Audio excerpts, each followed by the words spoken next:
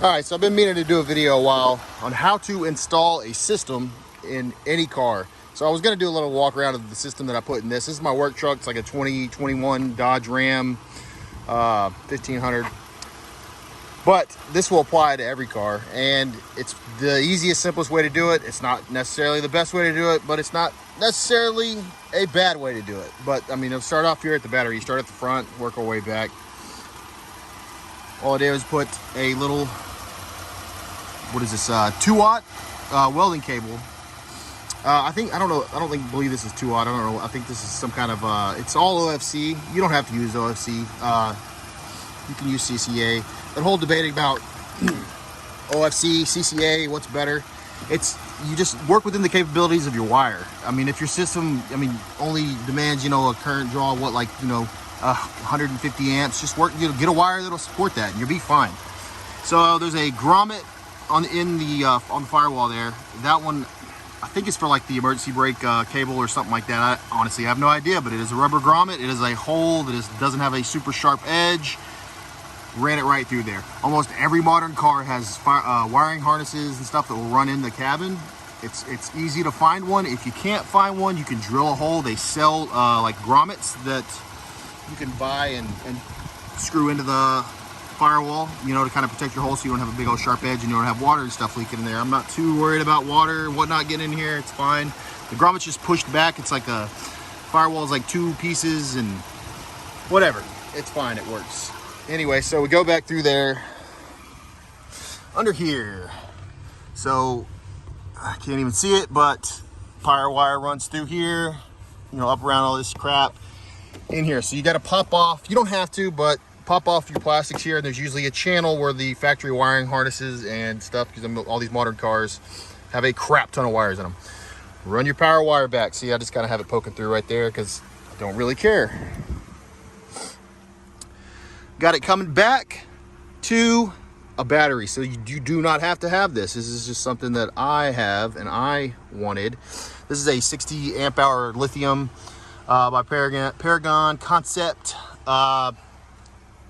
Pretty cool little deal. And then I have it grounded.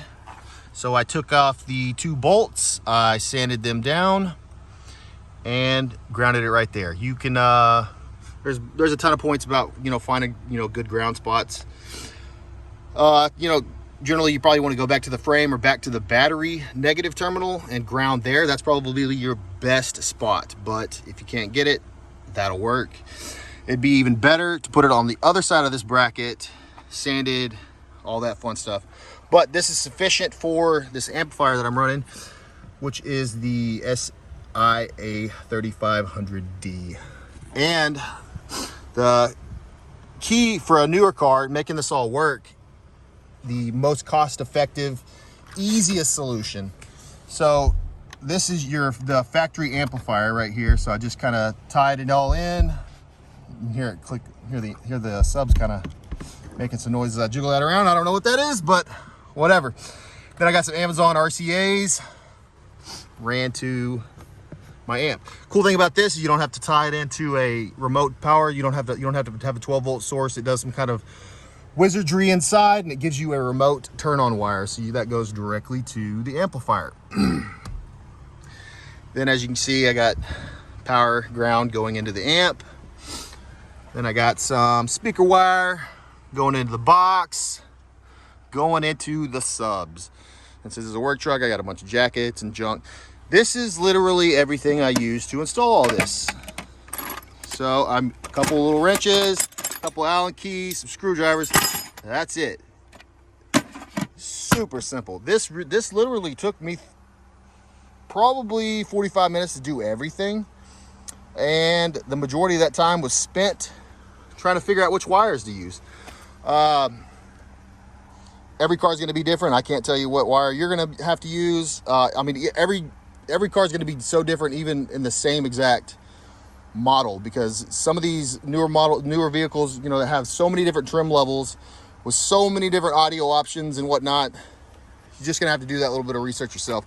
But that kicker key lock is the key to making a system install super easy and fast. So like I said, You don't have to do it like this. Obviously, people are probably not going to want to give up all that space for all that bass. But I did. I don't mind. I don't care. Nobody rides back here.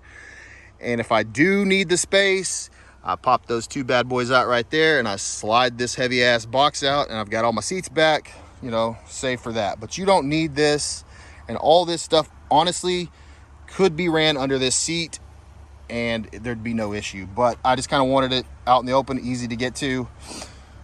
And that's it, man. I run these Amazon RCAs up to a sky high bass knob right here, just to kind of control everything. You don't have to have that either. But yeah, that's it, man. That's what I'm working with there in the old crappy work truck. So this is a Gately 4.75 cube box tuned to around 31 per the Gately website. It has two Skar DDX 12s. They are D2, and I have it wired to 2 ohm load and that 3500 pushing it, and it does pretty well. So weird thing about these trucks is it's got this e-torque system. So this truck does not have an alternator. It has a giant hybrid water-cooled motor and a DC to DC converter that goes 48 volts to the 12 volt system. So I do not get any voltage drop, but the voltage does swing around a bit from like 14.1, 14.2 to like 13.5, depending on whatever mood it's in. But it does not drop voltage as the system plays. Not that this amplifier draws a ton of power anyway to, you know, how I have it right now, which is I don't have that thing cranked up to, you know, putting out 3,000 watts. It's probably around 2,000-ish or so, somewhere around there. And I don't have this guy sitting on the carpet, so I got it on some spacers to give it some cooling, whatever. That doesn't even matter. Doing this all in one shot. I'm not a midget. I had the seat moved forward so you can see all that stuff, so it kind of hides back behind there. So we're gonna slide this bad boy back. And so I ordered a DJ Rustical's USB, but the Uconnect does not read all the media that is on there. So, where is it at? Okay, so it cut my phone off as soon as I hit play on there. But yeah, that's it. I don't know what this clip's at. I don't care because I'm not turning it up to the limits, if that makes sense. But yeah, and I got a stripper pole in this bad boy, just keep the roof flexing. But I guess this video is gonna be not kid safe now. But I mean, it sounds good. It sounds really good. It's enough to vibrate some stuff.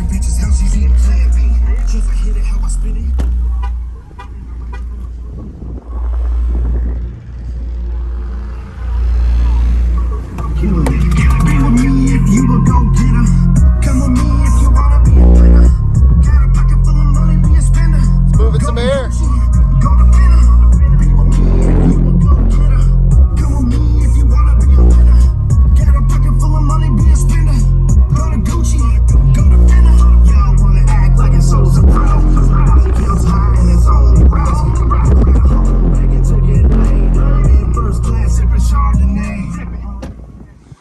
That's it. Every car, pretty truck, whatever SUV can pretty much be done the exact same way I have it here. It is super simple, easy to do.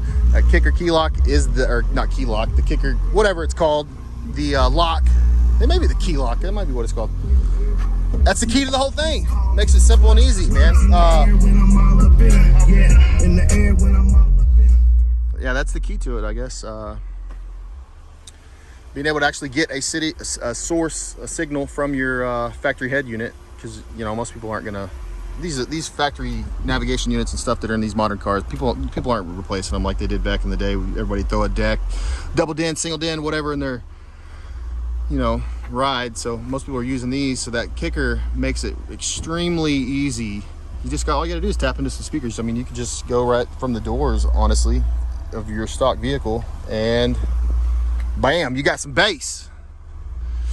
All right, guys, that's it. Y'all take it easy.